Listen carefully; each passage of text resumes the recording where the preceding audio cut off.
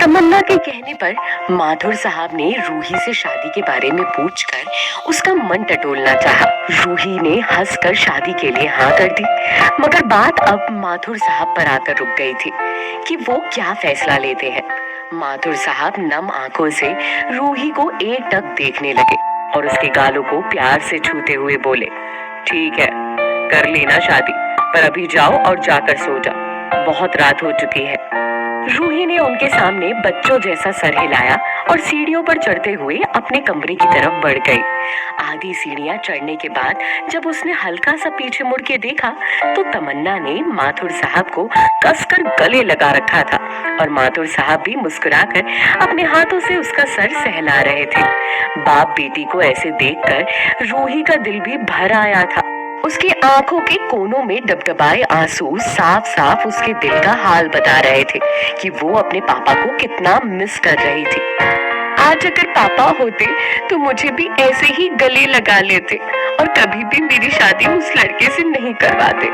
देखा जाए तो अंकल बिल्कुल ठीक कह रहे हैं, आखिर तमन्ना उनकी अपनी बेटी है।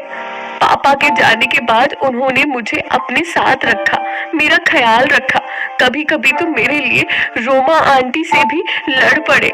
अब इससे ज्यादा मैं उनसे और क्या एक्सपेक्ट कर सकती हूँ, चाहे वो जितना भी मुझे मानते हो, लेकिन अंकल के लिए तो मैं उनके दोस्त की ही बेटी हूँ ना, वो भी पागल।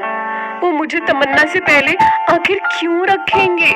रूही की आंखों में डबडबाए आंसू अब और रुक नहीं पाए, मगर वो उनके सामने रो नहीं सकती थी, इसीलिए भागकर अपने कमरे में चली गई। कमरे में जाते ही उसने अपने पापा की तस्वीर हाथ में उठाई और कलप कलप के रोने लगी। मिस यू पापा, I miss you so much. अगर आप यहाँ होते ना तो मैं तो कभी ये शादी वादी नहीं करती, और अगर आप फिर भी जिद करते तो ऐसा लड़का ढूंढती जो यहीं आकर मेरे और आपके साथ रहता, पर इस घर को छोड़कर नहीं जाती। लेकिन आपके जाने के बाद अब कुछ भी वैसा नहीं है पापा। अब इस घर में आपकी रूही के लिए एक भी अपना कोना नहीं बचा। अब उसकी एक आवाज पर कोई भाग भाग कर ये नहीं पूछता पापा कि क्या हुआ रूही, किसी ने कुछ किया क्या। आधी रात को कमरे का दरवाजा खोलकर कोई ये नहीं देखता पापा कि मैं ठीक से सो रही हूँ या नहीं। ये घर अब पहले जैसा नहीं रहा पापा। अब यहाँ की हर चीज, हर कोने पर आपकी रूही का नहीं बल्कि तमन्ना का हक है। अब मेरा यहाँ से चले जाना ही बेहतर है पापा। रोमा और तमन्ना की जिल्लत सहकर रूही थक चुकी थी। अब ये शादी ही उसके यहाँ से निकलने का एकमात्र रास्ता था, इसीलिए वो ये रास्ता किसी भी हाल में नहीं छोड़ सकती थी। आखिर उसे जिंदगी में कुछ काम भी निपटाने थे जिसके लिए उसे वक्त चाहिए। अब यहाँ रोमा और तमन्ना के बीच रहकर उसे शांति और समय तो मिलने वाला नहीं था, इसीलिए शादी करके यहाँ से चली जाना ही उसके पास मात्र एक ऑप्शन बचा था। रूही के बंगले गरेवाल मेंशन से ही करीब 40 मिनट दूरी पर बना था अहूजाज का भी एक आलीशान बंगला। कई फीट ऊंचा लोहे का मोटा दरवाजा दिख रहा था और उसी के सामने आकर रुकी एक ब्लू कलर की चमचमाती बेंटली कार। गाड़ी के रुकते ही गार्ड ने तुरंत दरवाजा खोला और गाड़ी अंदर घुस गई। गाड़ी अंदर घुसी तो दोनों साइड पेड़ और पौधे ही दिखाई पड़ रहे थे, देसी से लेकर विदेशी तक। शायद ऐसा कोई फूल नहीं जिसका नाम लिया जाए और वो वहाँ मौजूद ना हो। रोजेस, कार्नेशन, डेजी, ऑर्किड्स, हाइड्रेंजा और क्या कुछ नहीं। एक बड़े से गार्डन को क्रॉस करती हुई गाड़ी आगे बढ़ी और बंगले के मेन दरवाजे पर आकर रुकी। गाड़ी से पहले दो लोग निकले जो शायद स्टाफ जैसे दिख रहे थे, और फिर आंखों पर काला चश्मा लगाए बाहर आया चिराग आहूजा। बाहर आते ही उसने हाथ आगे बढ़ाया तो एक तीसरे आदमी ने उसके हाथ में एक फोल्डिंग स्टिक पकड़ा दी।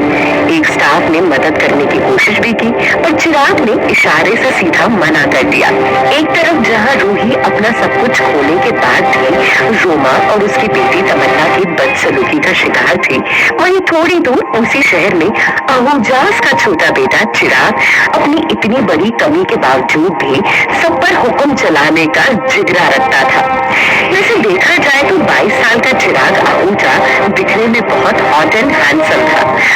पर्सनालिटी में वो सारी बातें थी जो लड़कियों को उनके घुटनों तक ले जाए। सिर्फ अच्छा ही नहीं बल्कि हसीन सा चेहरा, सिल्की बाल, सोई सोई सी मदहोश आंखें, रेजर सेट बियर्ड और एक जिम ट्रेन्ड स्ट्रॉन्ग बॉडी।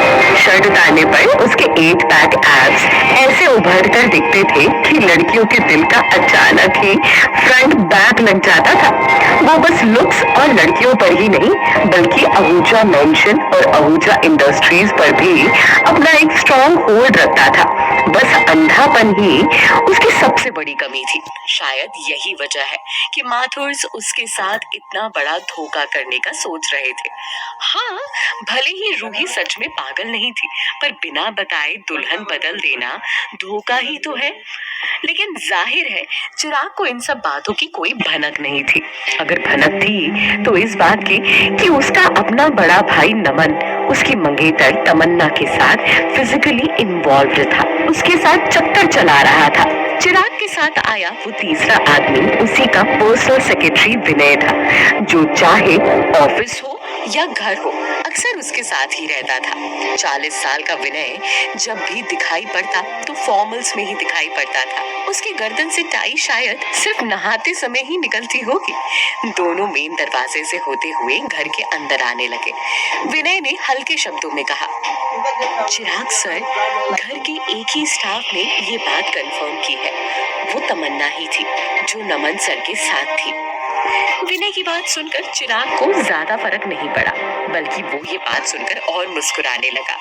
फिर बड़े ही तंज के साथ बोला, तो मतलब मेरा निकम्मा भाई अब इस कदर नीचे गिर चुका है कि उसे मुझ तक पहुंचने के लिए एक औरत की मदद लेनी पड़ रही है। चिराग ने सीढ़ियों पर अपनी स्टिक से अंदाजा लगाते हुए कहा, फिर तो मुझे देखना है कि वो और कितना गिर सकता है। चिराग की बातों से ऐसा लग रहा था जैसे उसे तमन्ना में कोई खास इंटरेस्ट नहीं था। उसने अपने आप से बुदबुदा कर कहा, मतलब दादू की इतनी दौलत भी उस लड़की की वफादारी नहीं खरीद पाई। स्ट्रेंज। विनय ने आराम से पूछा, तो क्या अब भी आप उससे शादी करेंगे? करूंगा, चिराग ने बड़े ही ठंडे तरीके से आगे कहा, मगर उसके लिए ज्यादा तामझाम करने की जरूरत नहीं। 2-4 लोगों को बुलाओ और मामला खत्म करो। ओके सर, जैसा आप कहें। चिराग अपने कमरे में जाने ही वाला था कि सामने कमरे से एक बूढ़ा आदमी निकल कर आया। उम्र 60 से कुछ ज्यादा ही लग रही थी। बाल बिल्कुल सफेद हो चुके थे, चेहरा बिल्कुल झुर्रियों से ढका हुआ था। कपड़े साधारण मगर महंगे थे। उन्होंने अपने हाथ में पकड़े उस गोल्डन हैंडल वाले छड़ी को जमीन पर अड़ाते हुए कहा, चिराग, इतनी देर गए यहाँ क्या कर रहे हो?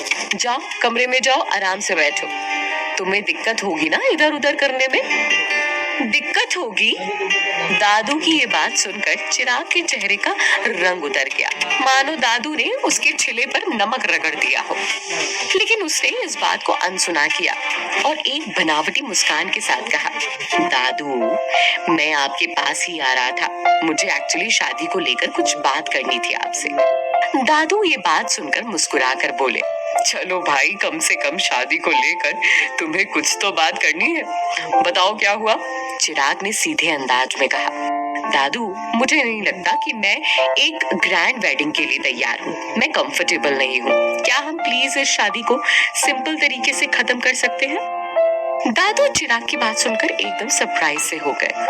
कैसी बातें कर रहे हो बेटा? आहूजास के बेटे की शादी, और वो भी सिंपल? सिटी न्यूज में हेडलाइन बन जाएगी कि हम तुम्हारी शादी पर पैसा खर्च नहीं कर रहे। ये मल्होत्रास और अरोड़ास को तो मौका मिल जाएगा रोटरी क्लब में मुझ पर हंसने का। देखो, दूसरों का न्योता खाया है तो अपनी बारी में खिलाना भी पड़ता है, समझ रहे हो?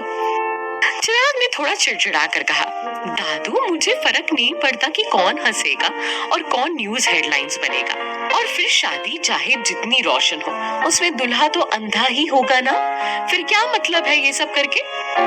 उसने फिर आगे कहा, अगर वहाँ इतने तामझाम में मुझसे कोई गलती हो गई तो 4 के बजाय 40 लोग हंसेंगे मुझ पर। इससे बेटर है कि आप एक छोटी सी सेरेमनी ही रखिए। दादू ने चिराग की बात काटते हुए तुरंत कहा, अरे, किसकी इतनी हिम्मत हो चली है कि सुखदेव आहूजा के पोते पर हंस दे? दादू, लोग आपके मुंह पर आकर नहीं हंसेंगे। आप प्लीज ये सब मत कीजिए, ये ही मेरे लिए बेहतर होगा। चिराग को डर था कि उसका लोगों के सामने मजाक बन जाएगा। वो इस कदर मिन्नत कर रहा था कि उसकी बेबसी देखकर दादू की आंखें भर आई। उन्होंने आंखों के कोने में मसलते हुए कहा, ठीक है फिर, अगर तुम्हारी यही इच्छा है तो यही सही, मगर शादी के बाद फिर मुझे पोते के मुंह के लिए ज्यादा मत तरसाना कि अभी नहीं दादू, अभी कुछ टाइम रुकते हैं, ये सब नहीं चलेगा। चिराग ये बात सुन के मुस्कुराने लगा। चिराग को ऐसा मुस्कुराता देख दादू की आंख फिर से भर आई। वो इमोशनल हो गए। होते भी क्यों नहीं, आखिर चिराग बचपन से ही अंधा होता तो दिल में एक सबूरी रहती। मगर चिराग हमेशा से अंधा नहीं था, बल्कि किसी ने उसे अंधा कर दिया था, और जिसने उसके साथ किया था उसे दादू अच्छे से जानते थे। लेकिन परिवार में कोई फूट ना पड़े, आपस में कोई मनमुटाव ना हो, केवल इसलिए दादू ने चिराग को उसके खिलाफ कुछ भी करने से रोक दिया। क्योंकि अगर आंख के बदले आंख लेने पर उतर आते तो सारा परिवार बिखर जाता, जो कि दादू बिल्कुल नहीं चाहते थे। लेकिन चिराग के मन में शायद ये बात घर कर गई थी, और ये होना लाजमी भी था। हमें कोई एक थप्पड़ मार दे तो बिना उसे वापस मारे चैन नहीं आता, मन छटपटाता रहता है। यहाँ तो किसी ने चिराग की आंखें उससे छीन ली थी, मगर दादू को उसके दिल के हाल से ज्यादा इस बात की ज्यादा पड़ी थी कि चिराग का उठाया अगला कदम इस परिवार को ना तोड़ दे। कहते हैं ना, खुद घाव देकर मरहम लगाना। चिराग का दादू के लिए नजरिया कुछ ऐसा ही था।